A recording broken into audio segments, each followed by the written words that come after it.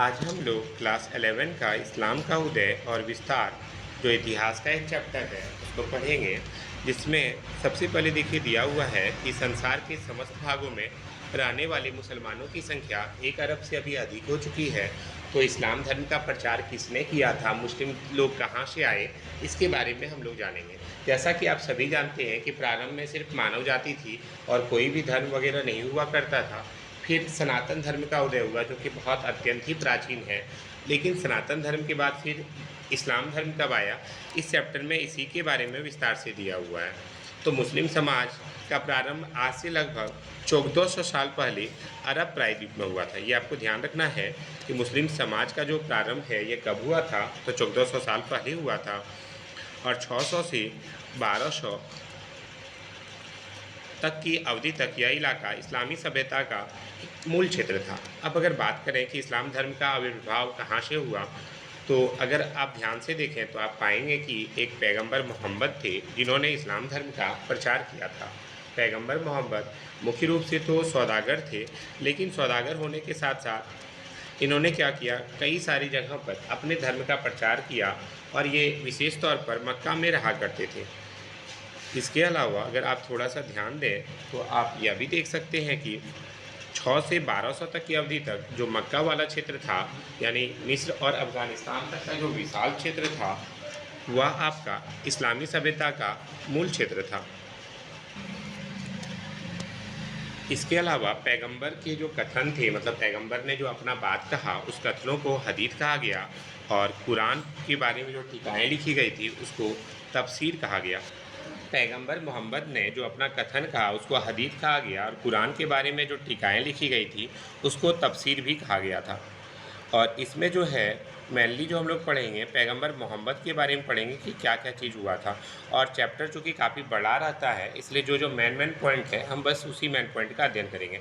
अगले पेज पे चले जाइए। यहाँ पर देखिए लिखा हुआ है अरेमाइक, हिब्रू और अरबी से संबंधित भाषा है। अशोक के अभिलेखों में अरामाइक, हिब्रू और अरबी भाषा का प्रयोग किया गया था। अब एक वर्ड आता है यहाँ पे अभिलेख। अभिलेख किसको कहते हैं, तो पत्थरों पर लिखे गए लेख को अभिलेख कहते हैं। आप लोग एक चीज़ सामान्यतः देखे होंगे, मान लेते हैं किसी रोड का शिलान्यास किया करवाया जाता है तो वहाँ पर जैसे मान लेते हैं हमारे विधायक बादल पतलेख हैं तो वो अपना एगो लगा देते हैं कि विधायक बादल पतलेख के करकमलों के द्वारा इस रोड का शिलान्यास किया गया। ये तो आप लोग देखे हैं ना, तो उसी को क्या कहा जाता है, अभिलेख कहा जाता है। पत्थर पर लिखवा देते हैं। हाँ बोलिए। हाँ, ब्लैक कलर का ये अभी का चलन है। पहले के टाइम में क्या होता था, पत्थर पे गुदवाया जाता था, ठीक है, तो उसी को अभिलेख कहा जाता है। तो ये अभिलेख किस भाषा में लिखी गई है, अरामाइक, हिब्रू और अरबी भाषा में लिखे गए हैं। जैसे हम लोग का हिंदी भाषा है ना, वो लोग का ये सब भाषा हुआ करता था। इसके बाद देखिए एक और नाम आता है इग्नास गोल्ड जीहर का। ये हंगरी के एक यहूदी थे जिन्होंने काहिरा के इस्लामी कॉलेज में अध्ययन किया और जर्मन भाषा में इस्लामी कानून के बारे में लिखा। तो देखिए बगल में साइड में को दिया हुआ है आपका, कबीला किसको कहा जाता है, तो रक्त संबंधों पर संगठित समाज को कबीला कहा जाता है। अब देखिए कबीला का सिंपल सा भी हम बोले, जैसे कि कल हम बताए थे कि मान लेते हैं रमेश के परदादा जी, अभी भी परदादा जी के अंदर इनके 6 बेटे हो गए, उन 6 बेटे का फिर 5-6 बेटा हो गया, उसका फिर 5-6 को बेटा हो गया, सबका जो पूरा संगठित रूप है वही कबीला कहलाएगा, ठीक है। अब पहले के टाइम में क्या होता था, एक ही कबीला में सबका खाना एक साथ पकता था, ठीक है। अभी भी कुछ के घर ऐसा होगा जो संयुक्त परिवार होगा, तो संयुक्त परिवार को हम कबीला कह सकते हैं, ध्यान रखिएगा। आगे बढ़ते हैं। अब देखिए पैगंबर मोहम्मद के बारे में नीचे में लिखा हुआ है अरब में इस्लाम का उदय। इस्लाम का उदय कैसे हुआ, देखो आज से लगभग 1400 साल पहले इस्लाम धर्म यानी मुस्लिम नाम का कोई भी धर्म नहीं हुआ करता था। तो मुस्लिम धर्म के बारे में सबसे पहले किसने बताया, तो मुस्लिम धर्म के बारे में सबसे पहले पैगंबर मोहम्मद ने चर्चा की थी। ये 612 से 632 ईस्वी में पैगंबर मोहम्मद ने एक ईश्वर अल्लाह का पूजा करने का और आस्तिकों उम्मा का एक ही समाज की सदस्यता का प्रचार किया। यही इस्लाम का मूल था, यहीं से इस्लाम धर्म की शुरुआत मानी जाती है। किसने प्रचार प्रसार किया, पैगंबर मोहम्मद ने किया। पैगंबर मोहम्मद मुख्य रूप से क्या थे, तो ये सौदागर थे। सौदागर किसको कहा जाता है, तो जो सौदा बेचने काम करता है, सीधा सा भी हम बोल सकते हैं व्यापारी। और ये भाषा और संस्कृति की दृष्टि से ये अरबी थे और अरब के लोगों की बात करें तो ये सब कबीलों में बटे हुए थे। कबीला मतलब अभी जस्ट बताएं आपको, इधर लिखा हुआ भी है। प्रत्येक कबीले का नेतृत्व एक शेख द्वारा किया जाता था, जो कुछ हद तक पारिवारिक संबंधों के आधार पर, लेकिन ज़्यादातर व्यक्तिगत साहस, बुद्धिमत्ता और उदारता के आधार पर चुना जाता था। प्रत्येक कबीले के अपने अपने देवी देवता होते थे। जैसे कि सीधा सा भी हम बोले, मेरे घर में सबसे ज़्यादा शिव भगवान को पूजा जाता है, तो हो सकता है किसी और के घर में दुर्गा माँ को पूजा जाता होगा बहुत अच्छे से। तो इसी सब का क्या होता है, प्रत्येक का एक कुछ खास देवता होता था। अब अगले पेज पे देखिए लिखा हुआ है बद्दू या बेदुइन, ये कौन होते थे? तो अरबी कबीले खानरदोस बद्दू या बेदुइन होते थे, जो खाद्य मुख्यतः खजूर खाने के लिए और अपने ऊँटों के लिए चारे की तलाश में रेगिस्तान में सूखे क्षेत्रों से हरे भरे क्षेत्रों की ओर जाते रहते थे। अब देखो होता क्या था, जो लोग रेगिस्तान में रहते हैं वहाँ पर भोजन पानी की सुविधा अधिक तो होती नहीं है, लेकिन रेगिस्तान में भी कोई कोई जगह ऐसा होता है जहाँ पर क्या होता है, चारा रहता है या खजूर वगैरह मिल जाता है। उस जगह को नखलिस्तान कहा जाता है, क्योंकि वहाँ पर छोटा छोटा सा तालाब भी मिल सकता है आपको पानी के लिए, तो उसको नखलिस्तान बोलते हैं। और बद्दू या बेदुइन क्या बोले, ऐसे लोग जो हमेशा घूमते रहते हैं, घुमक्कड़ प्रवृत्ति के होते थे, उनको बद्दू या बेदुइन कहा जाता था। और धीरे धीरे ये भी क्या हुआ, कुछ शहर में बसने लगे, जैसे गुलगुलिया लोग होता है ना, वैसे ही बद्दू या बेदुइन होते थे। लेकिन बाद में ये लोग भी शहरों में बसने लगे और व्यापार और खेती का काम करने लगे। अब आता है पैगंबर मोहम्मद का जो कबीला था, या इसका कबीला का नाम क्या है, कुरैश। इसके कबीले का नाम क्या है, कुरैश। जैसे हम बोल सकते हैं कि हम बरनवाल जाति से हैं, कोई कबीला का नाम भी बोल सकता है कि राज खानदान से है या राज परिवार से है, तो इसका कबीला का नाम कुरैश था। ये लोग कहाँ रहते थे, मक्का में रहा करते थे। उसने वहाँ का मुख्य धर्मस्थल पर नियंत्रण था। इस स्थल का ढांचा घनाकार था और उसे काबा कहा जाता था, जिसमें बुत रखे हुए थे। बुत मतलब वही भगवान का प्रतिमा, मूर्ति, ये रखे हुए थे। मक्का के बाहर के कबीले भी काबा को पवित्र मानते थे और वे लोग भी अपना बुत को ला करके काबा में ही रखते थे। काबा भी मुस्लिमों का पवित्र धर्म स्थान है, ठीक है। हाँ, और हर वर्ष इस इबादत गाह की धार्मिक यात्रा करते थे। अब मुसलमानों की धार्मिक यात्रा को हज यात्रा कहा जाता है, हिंदुओं का क्या कहा जाता है, तीर्थ यात्रा। हिंदू लोग बोलते हैं तीर्थ यात्रा पे जा रहे हैं, मुस्लिम लोग कहते हैं हज यात्रा पे जा रहे हैं। अच्छा, एक क्वेश्चन भी आएगा कि सर क्या क्या क्वेश्चन आ सकता है, आपसे डायरेक्टली ऐसे पूछ देगा, पैगंबर मोहम्मद के कबीले का नाम क्या है, तो कुरैश है। पैगंबर मोहम्मद कहाँ रहते थे, मक्का में रहते थे। बद्दू कौन होते थे, घुमक्कड़ होते थे।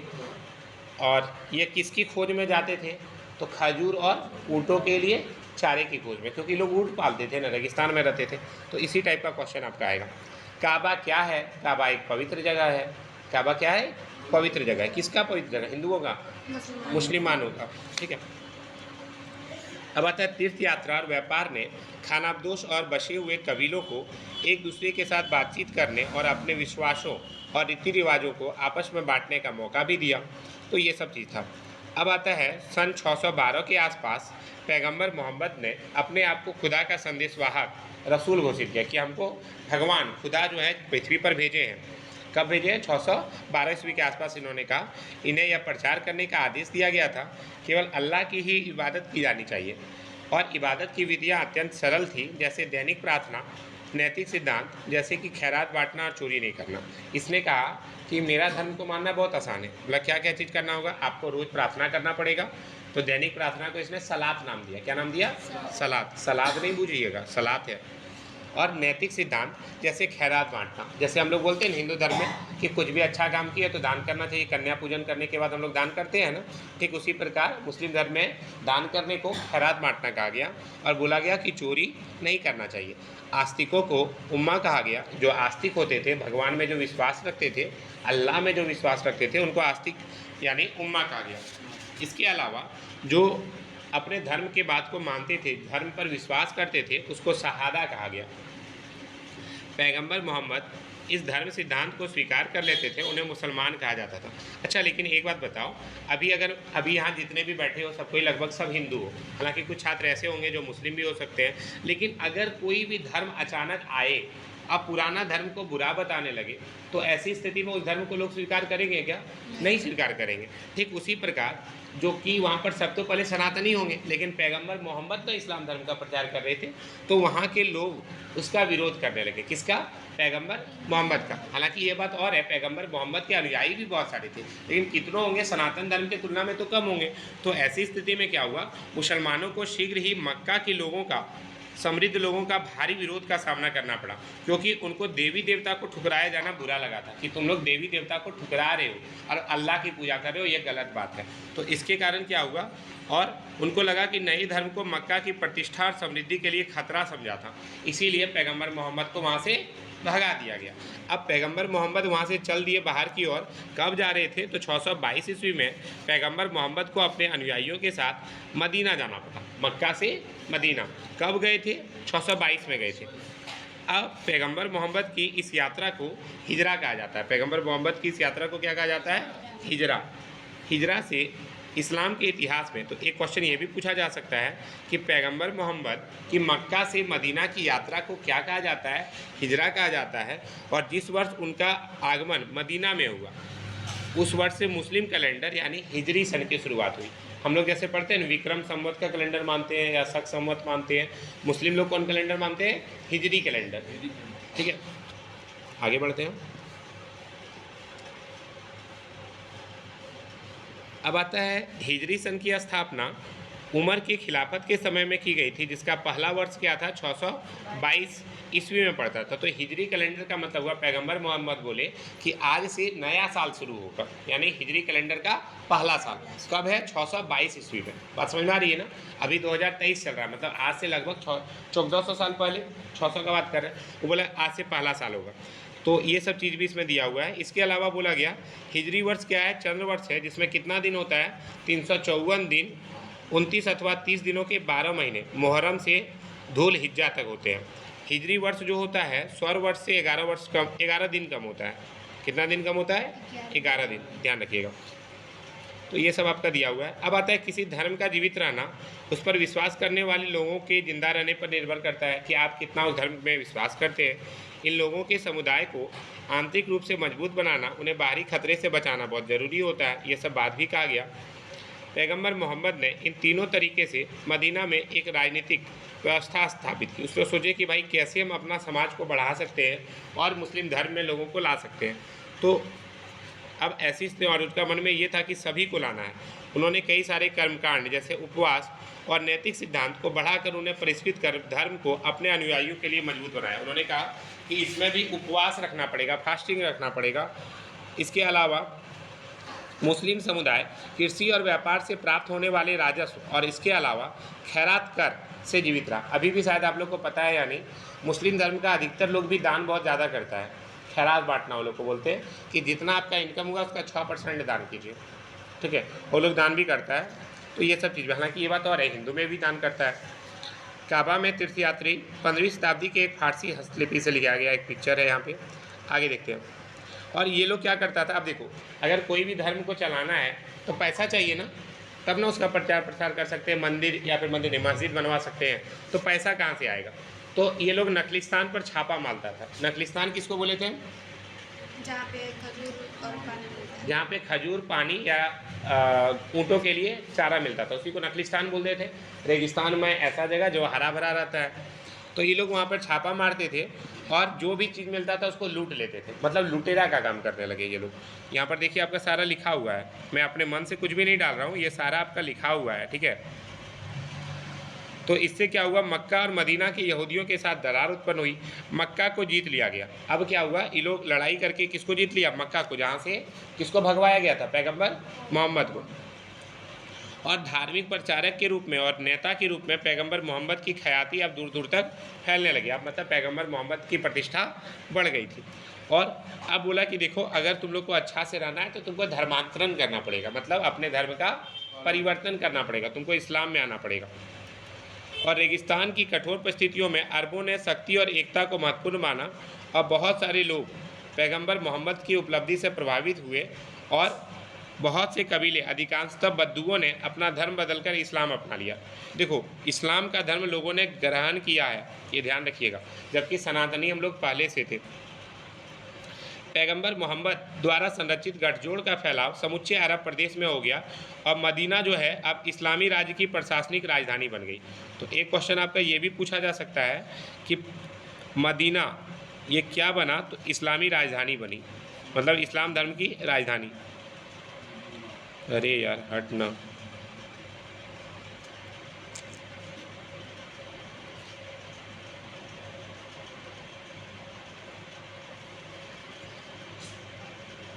और मक्का उसका धार्मिक केंद्र बन गया।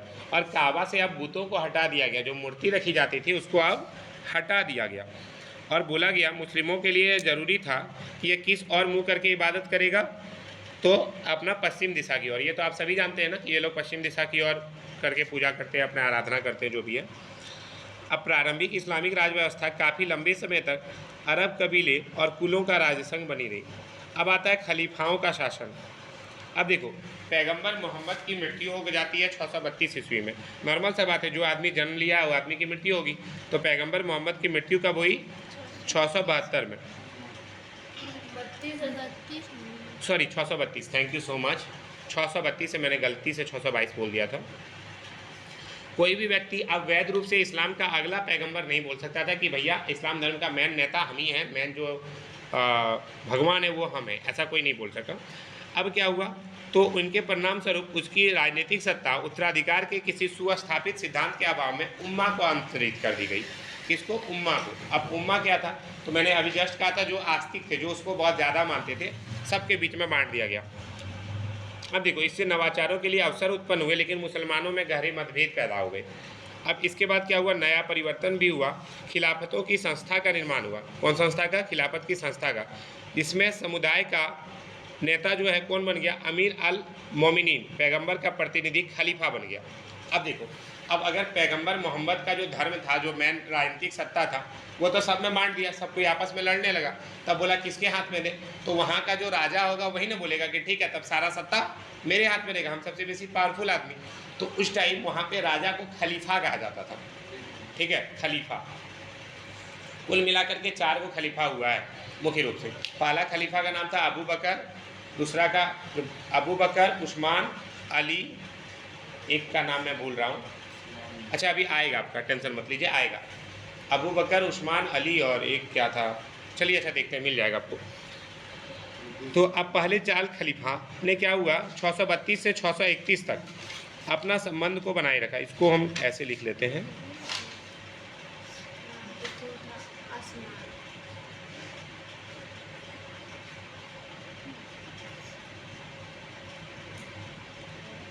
अब देखो, अब खिलाफत का कुछ उद्देश्य भी होगा। खिलाफत बना तो खिलाफत का उद्देश्य भी होना चाहिए। तो खिलाफत के मुख्यतः 2 उद्देश्य थे। क्या क्या उद्देश्य था ये बताया जा रहा है। तो खिलाफत के 2 उद्देश्य थे कि पहला भैया उम्मा का गठन करना, कि भैया फिर से जो है सभी लोग इसको बात को अच्छा से मानने लगे, और दूसरा राज्य के लिए संसाधन जुटाना। तो पैगंबर मोहम्मद के देहावसान मतलब मृत्यु के बाद बहुत से कबीले इस्लामी राज से टूटकर अलग हो गए। कुछ कबीलों ने उम्मा के नमूने पर स्वयं अपने समाज की स्थापना करने के लिए अपने स्वयं के पैगंबर बना लिए कि भैया हम ही भगवान हैं। पहले खलीफा का नाम आता है अबू बकर। पहले खलीफा का नाम क्या है? अबू बकर ने अभियानों द्वारा विद्रोह का दमन किया। दूसरे खलीफा ने उमर की सत्ता के विस्तार की नीति को रूप प्रदान किया। खलीफा जानता था उम्मा को व्यापार और करों से होने वाली मामूली आय पर नहीं चलाया जा सकता है, इसलिए इसने क्या किया, छापा मारना शुरू कर दिया। क्या मारना शुरू किया? छापा। ये देखो यहाँ पर थोड़ा बढ़िया वर्ड लिख दिया है, छापा। इसका वास्तविक मतलब है लूटना शुरू कर दिया। ठीक है, यहाँ पर देखिए साफ लिखा हुआ है। अभियानों के रूप में मारे जाने वाले छापों से लूट की धनराशि प्राप्त की जा सकती है, और इसी से ये लोग क्या किया, अपना साम्राज्य को चलाना शुरू कर दिया। और इसने क्या किया, खलीफा और उसके सेनापतियों ने पश्चिम में बांजेटाइन साम्राज्य, जिस तरह हम बोल सकते हैं ना कि हम लोग का भारत साम्राज्य है, उसी तरह एक जगह है बांजेटाइन। तो बांजेटाइन साम्राज्य और पूर्व में ससानी साम्राज्य के इलाकों को जीतने के लिए अपनी शक्ति जुटाना शुरू कर दिया। अब आता है बांजेटाइन साम्राज्य ईसानी मत को बढ़ावा देता था। ईसाई मत आपका कौन हो गया? ईसा मसीह को मानने वाले लोग। तो वहाँ पर ये लोग कब्जा करना शुरू कर दिया। अब देखो, हर जगह तो अलग अलग तरह का धर्म होगा, एक ही धर्म तो हर जगह नहीं ना चलेगा। कहीं पे मुस्लिम धर्म था तो कहीं पे बांजेटाइन में ईसाई धर्म था। वहीं ससानी साम्राज्य में एक आपका जरथुस्त धर्म था। सर इसका तो नाम नहीं सुने, हम भी नहीं सुने, ये पहली बार दिख रहा है। अब वहाँ ईरान में कौन सा धर्म माना जाता था? जरथुस्त धर्म। जिस तरह हम लोग का हिंदू धर्म है ना, ये लोग का जरथुस्त धर्म था, तो उसको संरक्षण प्रदान करता था। लेकिन इस सबको हटा के वहाँ क्या लाना चाहता था? इस्लामी धर्म। अब देखो, जब ये लोग आक्रमण किया, अरबों के आक्रमण के कारण इन दोनों साम्राज्य में शक्ति में धार्मिक संघर्ष और अभिजात वर्गों के विद्रोही के कारण गिरावट आ चुकी थी। इसके कारण युद्धों और संधियों के जरिए अब उन्हें अपने तहत लाना आसान हो गया था। 3 गो सफल अभियान चला था 637 से 642 में। इसमें क्या किया, अरबों ने सीरिया, इराक, ईरान और मिस्र को मदीना के नियंत्रण में ला दिया। मदीना क्या था, पैगंबर मोहम्मद का मेन गढ़ वही ना था, तो वहीं से का आदमी लोग सब जगह को जीतना शुरू कर दिया। 6 गो अभियान चलाया था, 3 गो अभियान चलाया। किसको किसको जीत लिया, सीरिया को, सीरिया एक देश है, इराक एक देश है, ईरान एक देश है, मिस्र एक देश है, सबको अपना कब्जा में कर लिया। सामरिक नीति, धार्मिक जोश और विरोधियों की कमजोरियों ने अरबों की सफलता में योगदान दिया। देखो तीसरे खलीफा का नाम उस्मान है, यहाँ पर दिया हुआ है, तीसरा खलीफा का नाम उस्मान है। इसने भी अपना नियंत्रण मध्य एशिया तक बढ़ाने के लिए अभियान चलाया। पैगंबर मोहम्मद की मृत्यु के 1 दशक के बाद, दशक मतलब कितना होता है, के साल, 10 साल, दशक मतलब 10 साल, 10 साल के भीतर अरब इस्लामी राज्य ने नील और ऑक्सस के बीच के विशाल क्षेत्र को अपना नियंत्रण में ले लिया। मतलब पैगंबर मोहम्मद ने जिस धर्म का प्रचार प्रसार किया था, 10 साल में वो धर्म कई सारे देशों में फैल गया। सब लड़ाई करके जीत रहा था और कब्जा कर रहा था और लोग का धर्म का परिवर्तन करा रहा था। और ये इलाके आज किसके अंतर्गत है, मुस्लिम शासन के अंतर्गत है। देख लीजिए, सबसे पुराना धर्म हिंदू धर्म है, ये आपका किताब कह रहा है, मैं नहीं कह रहा हूँ। जीते गए सभी प्रांतों में खलीफाओं ने नया प्रशासनिक ढांचा लागू किया, जिनके अध्यक्ष, गवर्नर, अब देखो 2-3 वर्ड आता है जो आपको याद रखना पड़ेगा। हालांकि एक बात और है कि सब धर्म की कुछ कुछ खास बात है। गवर्नर को क्या कहा जाता है, अमीर कहा जाता था। देखिए कुछ कुछ वर्ड है जो आपको याद रखना होगा।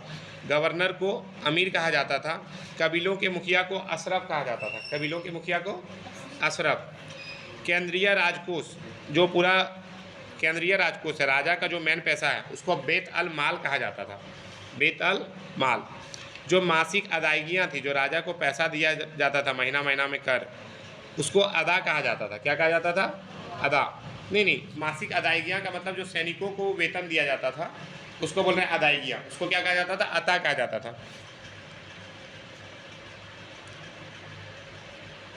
और जो आपके गैर मुस्लिम थे, गैर मुस्लिम मतलब जो मुस्लिम नहीं थे, उन लोग को भी एक टैक्स देना पड़ता था जिसको खराज और जिजिया कहा जाता था। करों को क्या कहा जाता था, खराज और जिजिया।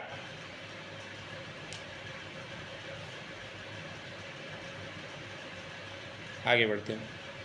अब आता है ईसाई राज्य। अब देखो, यहूदी और ईसाई राज्य के संरक्षित लोग घोषित किए गए, इनको धिम्मीस कहा जाता था। ये सब वर्ड याद रखना पड़ेगा। गवर्नर को अमीर कहा जाता था। सर आपका टिक लगा दिया, आपको सारा PDF मिल जाएगा। यहूदी और ईसाई राज्य के संरक्षित लोग धिम्मीस घोषित किए गए और उनको भी काफ़ी स्वतंत्रता दी गई थी। ऐसा नहीं है कि हर जगह बहुत ज़्यादा मुस्लिम धर्म का प्रचार किया जा रहा था, वो तो हो रहा था, लेकिन ज़बरदस्ती कहीं कहीं नहीं की गई। जैसे यहूदी और ईसाई राज्य, जहाँ सब यहूदी है वहाँ इस्लाम वाला भी जानता था अगर करेंगे तो लड़ाई झगड़ा बहुत बढ़ जाएगा, तो उन लोग को एक संरक्षण प्रदान किया कि भाई तुमको मानना है तो मानो, नहीं मानना है तो मत मानो। अब देखो, राजनीतिक विस्तार और एकीकरण का कार्य अरब कबीले सफलता से नहीं कर पाए। राज्य क्षेत्र के विस्तार से संसाधनों और पदों के वितरण के बारे में पैदा हुए झगड़े, अब देखो झगड़ा भी होने लगा, वही धर्म को लेकर के होता होगा, लड़ाई को लेकर के होता था। लेकिन देखो, जब इस्लामी राज्य की बात करें तो इस्लामी राज्य में मेनली कौन आए थे, जो आपकी कुरैश जाति का कौन था, पैगंबर मोहम्मद, वही ने धर्म का प्रचार प्रसार स्टार्ट किया था। तो उसका जाति का लोग पैसा वाला होगा कि नहीं होगा, बिल्कुल होगा, क्योंकि वही प्रचार प्रसार स्टार्ट किया था, तो बहुत सारे लोग उसको तो मानते ही होंगे। तो वही चीज़ कहा जा रहा है, प्रारंभिक इस्लाम राज्य के शासनकाल में मक्का के कुरैश लोगों का ही बोलबाला बहुत ज़्यादा था। अब आता है तीसरा खलीफा, उस्मान भी एक कुरैश ही था। उस्मान भी क्या था, एक कुरैश ही था, तो वह भी अपना जाति का तो बेसी प्रचार देगा। तो अन्य कबीला से लड़ाई झगड़ा भी होने लगा कि भाई तुम खाली अपना फ़ायदा देखता है, हम लोग का फ़ायदा नहीं देखता है। इराक और मिस्र में तो विरोध था ही, अब मदीना में विरोध उत्पन्न होने लगा। अब जब मदीना में विरोध उत्पन्न हो गया तो इसके परिणाम स्वरूप क्या हुआ, लास्ट में उस्मान को भी मार दिया गया और चौथा खलीफा का नाम अली है, जो हम भूल रहे थे। ठीक है, सारा खलीफा का नाम एक बार सीरियली लिख लीजिएगा, आपका सारा टिक लगा दिया। ठीक है, ये आपका काम रहेगा खोज करके लिखने का। बोले थे हम, कौन सा नहीं बोले थे, उमर नहीं बोले थे। अच्छा, उमर का एक नाम आ गया। अब देखिए, अली द्वारा उन लोगों के खिलाफ जो मक्का के अभिजात वर्ग तंत्र का प्रतिनिधित्व करते थे, 2 युद्ध लड़े जाने के बाद मुसलमानों में दरार हो गया, यानी मुसलमान भी 2 पार्ट में देखो बंटने वाला है। अब अली ने अपने आप को कूफा में स्थापित कर लिया। अब मोहम्मद की पत्नी आयशा के नेतृत्व वाली सेना को ऊँट की लड़ाई 657 में पराजित कर दिया। तो देखो लड़ाई झगड़ा भी उस टाइम बहुत होता था, ये तो आप सभी जानते ही हैं। लेकिन वह उस्मान के नातेदार और सीरिया के गवर्नर का मुकाबला नहीं कर सका। अली का दूसरा युद्ध जो सिफ़ीन उत्तरी मेसोपोटामिया में हुआ संधि के रूप में समाप्त हुआ। देखो इतना लड़ाई क्यों होने लगा था, हम बोले ना एक और राजा तो नहीं, अच्छा बहुत सारा देश पर कब्जा कर लिया था ये लोग, तो एक और राजा अगर शासन करेगा तो बाकी सारा जगह पर भी तो कोई कोई प्रतिनिधि को नियुक्त किया होगा ना शासन करने के लिए, वो लोग ये आपसे में लड़ना शुरू कर दिया। ठीक है, तो ये सब भी हो रहा था। इसके बाद क्या हुआ, देखो इसमें भी कहा जा रहा है दूसरा युद्ध जो सिफ़ीन में हुआ था संधि के रूप में समाप्त हुआ, जिसके अनुयायियों को 2 धड़ों में बांट दिया। कुछ उनके वफादार बने रहे और कुछ लोगों ने साथ छोड़ दिया। जो लोग साथ छोड़े उनको खर्जी कहा गया, जो लोग साथ छोड़े उनको क्या कहा गया, खर्जी। बाद में एक खर्जी द्वारा कुफा में एक मस्जिद में अली की हत्या कर दी गई। तो एक क्वेश्चन ये भी पूछा जा सकता है कि अली की हत्या किसने की, अली कौन था, चौथा खलीफा, इसकी हत्या किसने की है, एक खर्जी ने की है, ध्यान रखिएगा। अब इसके बाद उसकी मृत्यु के बाद उसके अनुयायियों ने उसके पुत्र हुसैन और उसके वंशजों के प्रति अपनी निष्ठा व्यक्त की और मुआविया ने 661 में अपने आप को अगला खलीफा घोषित किया। तो अगला खलीफा किसने घोषित किया, मुआवियों ने, और इसने उमैयद वंश की स्थापना की जो 750 तक चलता रहा। देखिए ये सब डाटा आपको याद रखना पड़ेगा थोड़ा सा। अब आ गया कौन, उमैयद वंश, कुरैश वंश का कबीला अब थोड़ा सा कम होने लगा। अब कौन आ गया, समृद्ध वंश जो आया, उमैयद वंश। ठीक है, अब बोलेंगे सर उमैयद वंश नाम क्या है पड़ा, कुछ और क्या पड़ा, जैसे कि मान लेते हैं मेरा नाम आशीष राज है, तो हो सकता है मैं अपने आने वाली पीढ़ी का नाम ही रख दूँ राजवंश। ठीक है, अब सौरभ है तो नाम रखेगा सौरभ वंश, जानवी है तो जानवी वंश, ऐसा नाम रखा जाता था। ठीक है, अब बोलेंगे सर तो इसका बेटा का नाम क्या रखा जाएगा, नहीं, जो महत्वपूर्ण राजा हुआ करते थे, जो सबसे बड़े थे, यानी कि बड़े का या फिर जो बहुत महान काम किए वही लोग के नाम पर वंश चलता था। बात समझ में आया। अभी जैसे कि अगर हम कहीं अपना जाति प्रमाण पत्र, आय प्रमाण पत्र बनवाने जाते हैं तो वहाँ सीधा हमको यही बोल देता है कि रामेश्वर मोदी का खानदान का है, जबकि हम उनको देखे भी नहीं, मेरा परदादा का नाम है। तुम लोग भी कभी जाति आवासी बनवाते जाते हो तो तुम्हारा परदादा का नाम से वहाँ पहचाने जाते हो तुम। चलो आगे बढ़ते हैं। बड़े क्षेत्रों पर विजय प्राप्त होने से मदीना में स्थापित खिलाफत नष्ट हो गई। अब उसका स्थान बढ़ते हुए सत्तावादी राजतंत्र ने ले लिया। उमैयदों ने ऐसे बहुत से राजनीतिक उपाय किए जिससे उम्मा के भीतर उसका नेतृत्व सुदृढ़ हो गया। पहले उमैयद खलीफा मुआविया ने दमिश्क को अपनी राजधानी बनाया। देखो राजधानी भी अब बदल गई, पहले क्या थी, मक्का मदीना थी ना, अब बदल गया। इसने क्या बोला कि दमिश्क को अपनी राजधानी बना लिया और फिर बांजेटाइन साम्राज्य की राजदरबारी रस्मों और प्रशासनिक संस्थाओं को अपना लिया। उसके वंशगत उत्तराधिकार की परंपरा भी आरंभ की और प्रमुख मुसलमानों को मना लिया कि वे उसके पुत्र को वारिस स्वीकार करें, कि मेरा बेटा ही जो बनेगा वही क्या बनेगा, राजगद्दी पर बैठेगा। आगे चलकर यही सारा चीज़ खलीफाओं ने अपना लिया और उमैयद जो है 90 साल तक शासन में बना रहा। क्या एक ही राजा रहा होगा या 2-3 बदला होगा, राजा होकर बेटा होकर पोता। और अब्बासी, उमैयद के बाद आया अब्बासी वंश, ये 2 शताब्दियों तक रहा। 2 शताब्दी मतलब 200 साल तक शासन किया। उमैयद जो है आपका राज्य अब एक साम्राज्यिक शक्ति बन चुका था। अब वह सीधे इस्लाम पर आधारित नहीं था, बल्कि अब शासन कला और सीरियाई सैनिक के भरोसे पर चल रहा था। लेकिन इस्लाम जो है उमैयद शासन को वैधता प्रदान करता रहा। उमैयद जो है हमेशा एकता के लिए अनुरोध करते रहे और विद्रोहों को इस्लाम के नाम पर दबाते रहे। तो ये पेज 8 तक कंप्लीट हो गया। आज इतना ही रहने देते हैं, आप लोग इसको कंप्लीट कर लीजिएगा और अच्छा लगे तो लाइक शेयर सब्सक्राइब कर दीजिएगा। Thank you so much. मैं आशीष राज।